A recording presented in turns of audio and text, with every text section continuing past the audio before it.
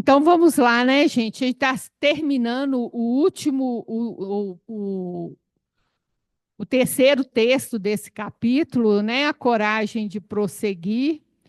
E eu trouxe primeiro para nós aqui a gente poder falar com a Tati fez uma pergunta para nós, a gente estava falando da ânima, e ela perguntou quais seriam as outras maneiras da ânima se expressar, né? Então eu trouxe para ela mais profundamente um pouquinho para nós sobre isso. Pode ir. O homem e seus símbolos. Ânima na personalidade do homem. Pode se expressar como observação rancorosa, venenosa, efeminada empregada para desvalorizar todas as coisas. Observações desse tipo sempre contêm uma mesquinha distorção da verdade e que são engenhosamente destruidoras. A ânima pode deixar o homem sentimental ou deixá-lo tão melindroso como uma solteirona ou tão sensível quanto uma princesa. A manifestação mais comum é frequentemente como fantasia erótica. Então, gente, vamos recordar o que é a ânima, né? É o lado feminino no inconsciente do homem, né? Daquele ego que funciona na energia masculina. A gente está chamando de homem. Então, isso é que é a ânima. A ânima, ela vem principalmente da relação dele com a mãe, mas não só, também da ânima do pai e de todas as mulheres com quem ele já teve relacionamento e as vidas que ele foi mulher. Então, quando a ânima é negativa, que a gente chama, que às vezes essa experiência dele, principalmente com a mãe, é negativa, aí ela aparece muito como esse comentário rancoroso, né? Venenoso, esse lado sentimental, melindroso, que eu falei com vocês, que a Emma falou com o Jung, que ele estava igual uma solteirona, reclamona, né? Ou então sensível como uma princesa, né? Agora, essa manifestação ela é muito comum na fantasia erótica. Vocês conhecem a música Menina Veneno? Pois é, do Rick, tem uma entrevista dele que ele fala que ele discutindo a música com não se esqueci, com Caetano. Aí os dois chegaram à conclusão que aquilo ali era a descrição da ânima dele. Esse jeito meio fudidio que aparece, misterioso e tal, da música, tá? Mas é a fantasia erótica, em geral, não interessa se positivo ou não, é a fantasia erótica. Mas ela, como positiva, a ânima, ela também se manifesta. De forma positiva, ânima se manifesta por meio de sensibilidade, ternura e paciência, capacidade de amar, intuições, criatividade e no relacionamento com o inconsciente. Se a gente vê os grandes médios, como eles são femininos, não é? E não tem nada a ver com homossexualidade, não confunda as coisas. É que ele tem que ter esse contato com essa ânima para manifestar essa espiritualidade, né? Esse contato com a intuição, com o mais profundo, ele tem que ter essa ânima positiva, tá? Essa energia que faz esse intercâmbio, né? E nós vamos agora para a energia masculina, nós mulheres, está no nosso inconsciente, é o ânimos, chama ânimos, né? Ânimos aparece como convicção secreta sagrada, como força firme e inexorável, algo de obstinado, frio e totalmente inacessível em uma mulher. O ânimos não aceita exceções. É uma opinião que parece razoável, mas que está fora do propósito. É aquilo que os homens reclamam, não interessa, ela quer ganhar a discussão. Entendeu? Ela quer estar certa. É isso. E os homens queixam muito isso da mulher. O ânimos negativo se manifesta dessa maneira, lembrando que ele vem principalmente do pai, mas do ânimos da mãe e todos os homens com quem ela já se relacionou e que já foi em outras encarnações. Tá? Então, é uma teimosia desproporcional, é uma opinião muito generalista, tipo assim, nenhum homem presta, entendeu? As mulheres são todas como serpente. Isso é um tipo de opinião assim, muito generalista e muito firme, que a pessoa não. Todas essas opiniões são assim, generalista e muito firme. A pessoa. Da onde tu tirou isso, mulher? Você conhece todos os homens do planeta? Como é que você sabe que todos são assim? Né? E a pessoa não questiona. Para ela é uma verdade, sabe? E não admite exceção, tá? Não admite. Ânimos aparece de forma positiva, criatividade, autoconfiança e força intelectual. É isso, tá? O Jung, ele fala que todas as mulheres devem desenvolver essa parte intelectual para tentar a manifestação positiva do ânimo, porque ninguém suporta a mulher com ânimo negativo. Porque exatamente por causa daquele negócio dela querer estar certa o tempo inteiro e não adianta argumento, entendeu? Não adianta por causa do ânimo, tá?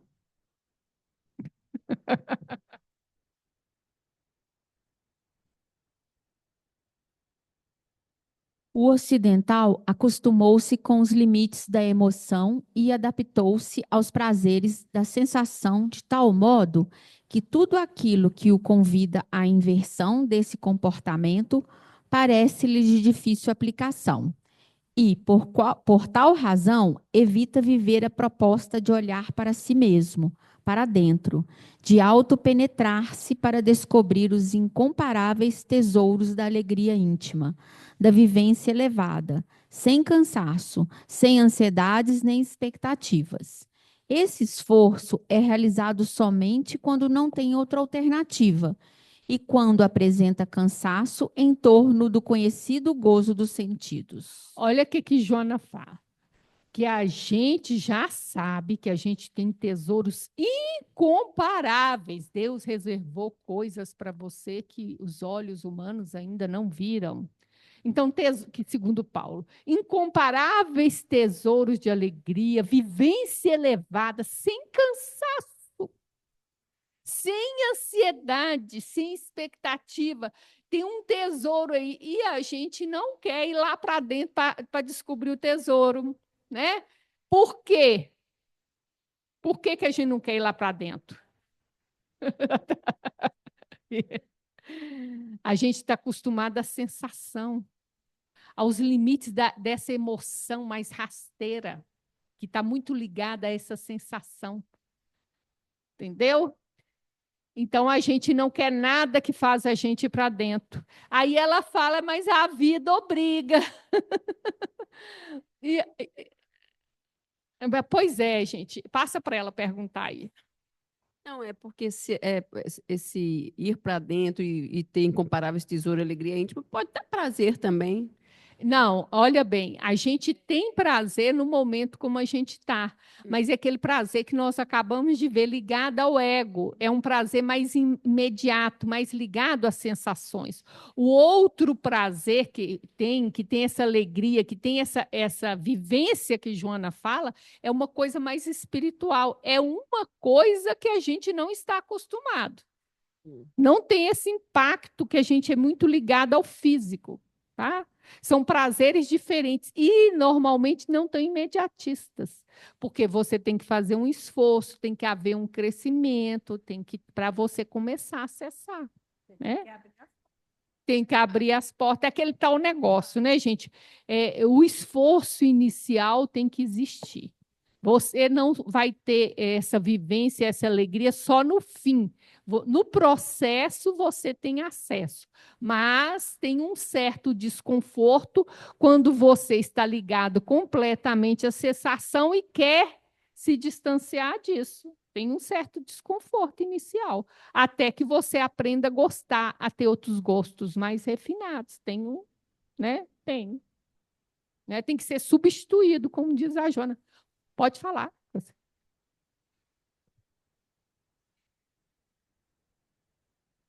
Sim.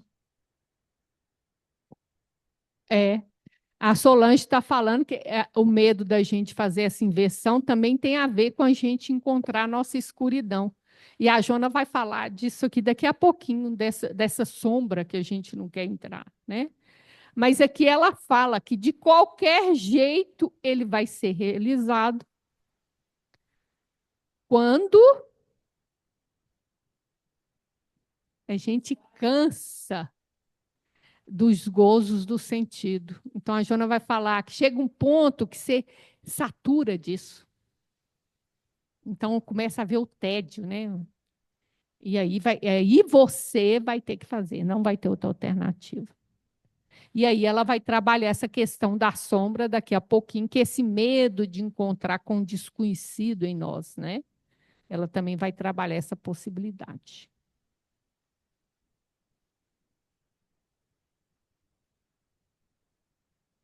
Então vamos lá. É necessário passar por todas essas experiências, experimentar dificuldades e acertos, sofrer perseguições e ser eleito, porque tudo isso faz parte da constituição arquetípica da evolução. E ninguém pode vivenciar um estágio sem passar pelo outro. Então, gente, existe um movimento, um padrão, um impulso da evolução, e cada um vai viver essa evolução. Mas olha o que Joana está falando. Tem jeito dessa evolução ser só experiência positiva? Só acerto? Né? Tem o tempo inteiro eu sendo ser eleito, nenhum momento eu vou ser perseguido, não vou ser não compreendido. É o que a Joana fala, você vai ter que. Isso faz parte da experiência humana. Você vai passar por isso. Então é meio estranho, né? Essa possibilidade para nós. E o que ela vai falar? Por que esses dois lados da experiência é importante? Essas necessárias capacitações desenvolvem os sentimentos, aprimoram a visão em torno da vida, amadurecem o ser psicologicamente, trabalhando-lhe o self, a fim de que os seus valores profundos abram-se em benefício da individuação. Olha o que a Joana fala, porque a gente tem que trabalhar, são potencialidades divinas, tem que ser trabalhadas, né? Então, esse processo dessa individuação de erro e acerto, de não ser compreendido, ou ser perseguido e ser eleito, esses dois faces da moeda, eu tenho que viver as duas faces, porque olha quanta coisa isso vai fazer comigo. Vocês conseguem ver aqui? Vai desenvolver, ó, sentimento, melhorar a minha visão, a maneira como eu enxergo a vida, quebrando ilusões, cristalizações, né? Amadurece a pessoa, não é? E o que ela fala? E isso é importante para que esses valores profundos possam vir, tudo visando o quê? A individuação. O que é a individuação? Eu me tornar um indivíduo, um inteiro. Mas o inteiro implica em sombra e luz. O inteiro não é só luz. Passa para ela lá para mim, por favor. Pensando aqui em termos da rosa. Para você pegar a rosa, você tem que passar pelo caule que é cheio de espinho. É assim que nós somos. É isso. Ficou bonitinho? É. É isso, né, gente? Fudou. A gente tem que aceitar os dois lados nossos, né? Os dois lados nossos. Não tem jeito de pegar só o lado bom, né? Não existe esse lado só bom, né? Não tem. Unir, né, Vânia, o equilíbrio da luz e da sombra, né? É isso, o equilíbrio. O mais importante é o equilíbrio. Nós nem podemos estar na sombra e nem totalmente na luz. É o equilíbrio, essas duas coisas, né? Normalmente, as criaturas queixam-se das cruzes que carregam e as fazem sofrer, parecendo-lhes injusto ter que Não, senhor. Não, senhor. Veste para nós, Júlia. parecendo-lhes injusto ter que as conduzir com dificuldades, vivendo em situações difíceis e ásperas. De qualquer forma, o conceito e peso da cruz estão muito vinculados ao complexo da infância, que se encarregou de dar a visão do mundo. De acordo com a educação recebida, a criança passa a ter conceitos da existência que são herdados pelos pais. Por essa razão, para alguns, o que constitui fardo, para outros é aprendizado valioso. Olha só, gente. Por que que a gente queixa das nossas dificuldades? Por quê? Que a gente aprende assim, são conceitos de existências herdados pelos pais. Não, isso aí é o que está por trás da causa. Por que que eu queixo? Porque a gente quer ter vida boa o tempo todo. Por que que eu queixo? Porque eu estou me sentindo injustiçada. É essa que é a questão. Olha só. Carrego e fazem sofrer parecendo-lhes injusto. Então, eu queixo porque eu estou me sentindo injustiçada. Aí que vem a questão que o problema não é a cruz, é como eu enxergo a cruz. Isso aí, sim, tem a ver com o que eu aprendi com meus pais. Mas, olha bem, a questão da cruz e eu queixo e tudo, porque eu acho que eu estou sendo vítima de uma injustiça. É essa que é a questão. Então, olha só, aí que vem a questão que ela vai falar. O conceito e o peso da cruz tem a ver com esse olhar sobre as dificuldades que eu aprendo na infância, tá? De acordo com a educação. E é por isso que o mesmo fardo para mim é pesado e para o outro não. O fardo é o mesmo. É o olhar sobre ele que determina essa percepção. Então, vamos tentar entender um pouquinho mais. Vamos lá, na passagem do meio. A passagem do meio. A criança observa os comportamentos das lutas do adulto com a vida e interioriza não apenas esses comportamentos, mas também as atitudes que eles sugerem a respeito do eu e do mundo. Por conseguinte, a criança tira grandes conclusões a respeito de como lidar com o mundo. As conclusões sobre o eu e o mundo baseiam-se claramente na experiência extremamente limitada de um pai e uma mãe específicos, que reagem às questões particulares. Aí você está entendendo que a leitura da pessoa sobre as situações que ela vê, daquele pai, daquela mãe, forma uma visão que ela vai aplicar no mundo inteiro, no resto da vida dela. É isso que ele está questionando. Uma experiência tão limitada para uma criança tão novinha, que ainda não tem nem o discernimento, né? E ela aplica isso, tanto o que ela vê, não só a atitude, mas como essa é porque a maneira da atitude dos pais e das mães diante das dificuldades vai trazer para ela uma visão do mundo. O mundo é hostil, o mundo é difícil, o mundo é desafiador. Qual que é a visão desses pais? Isso não é falado, gente, é coisa que a criança vê. Entendeu? É o exemplo. Diante das coisas, como é que ela reage? Como é que eles reagem? Isso é que é herdado nesse sentido. Não é que alguém chegou lá um dia, vou dar aula para você sobre o mundo. Não é isso.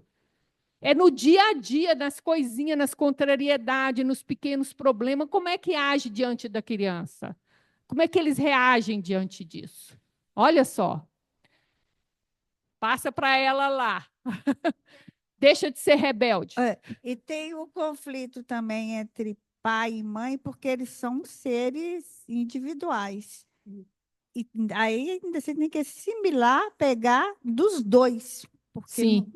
é Mas eu penso que pesado. também tem pesos diferentes conforme a afinidade do espírito tenha mais com um ou com o outro. Eu vou me sim. deixar influenciar mais por um ou mais por outro, porque sim, eles tiveram educação diferente, naturalmente eles têm visões e diferentes, né? Eu não estava pensando no espírito. Abandonei, estava bem matéria que fala. Ô, Vânia, crianças que são agora meio que cuidados por babás e tudo, sofrem influência delas, né? Sim, é o cuidador, é que quem está ela, né? Com quem está ela, né? É isso, né? Com razão. É, gente, é o cuidador, né? O peso do cuidador, né? Quando a gente fala mãe, é o papel, pai é o papel, né? E aí tudo depende muito dessa dinâmica aí, né? De babá e tal. Mas você vê, influencia em tudo, né, gente? Essa é ela que cuida, né? Mas até do ponto de vista espiritual, né, Vânia? É, hoje, essa questão das crianças serem cuidadas por terceiros, isso pode influenciar espiritualmente no adulto de amanhã, né? Quanto a abandono, né? Relação de abandono, relação de pouco amor. Você não acha que pode? Não, é isso que ela está falando aí, né? Que vai formar na relação infantil da criança ali, vai se formar a criança, que pode ser a criança ferida, pode ser a criança feliz, né? E todos nós vamos ter uma criança ferida, né? Agora, gente, se é a mãe ou se é a babá, depende quem cuida da criança, mas nós vamos lembrar que tem excelentes babás, né? Não falar isso, né? E agora depende muito também, eu acho, o grau de influência que mesmo que aquela mãe por trás da babá está. Porque tem aquelas que põem lá e larga né, totalmente, mas tem aquelas que por trás da babá a autoridade dela faz-se presente. A maneira dela educar faz-se presente. Então, isso aí eu acho que é muito individual da leitura da criança e do que forma ali naquele núcleo, né? E pode ser positivo ou negativo, que tem excelentes babás, às vezes mais amorosos até que a mãe, né? Não é? Então, isso é variável demais, né? E a gente vê que às vezes a criança pode ter ligação com a babá, sim.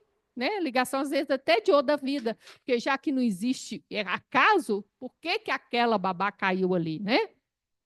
Às vezes fica na família 30, 40 anos, né? Mais de 50 anos, né? 32. É isso. Alguém de casa ia falar alguma coisa, gente? Eu ia falar o seguinte, que ainda tem a fragilidade daquele espírito, daquela criança que, como irmãos, cada um tem os olhos para o problema, para a situação que ele assume, que ele organiza para ele naquele momento. Um observa uma coisa com certa facilidade, o outro não, né? Ainda Isso. tem a soma, né? Do próprio espírito que ele traz, né, gente? Aquela situação, às vezes ele já tem recursos dentro dele e o olhar dele para aquela situação é diferente, né? A gente vê, por exemplo, no livro Renúncia, a Alcione corrigindo a babá não, a serva da casa dela, né? Ela tinha 3 anos de idade, ela corrige a serva. A serva resolve bater no cachorro, porque o dono não estava, ela fala, mas Jesus está vendo. Vai lá, traz o crucifixo e mostra para ela. Jesus está vendo você maltratar o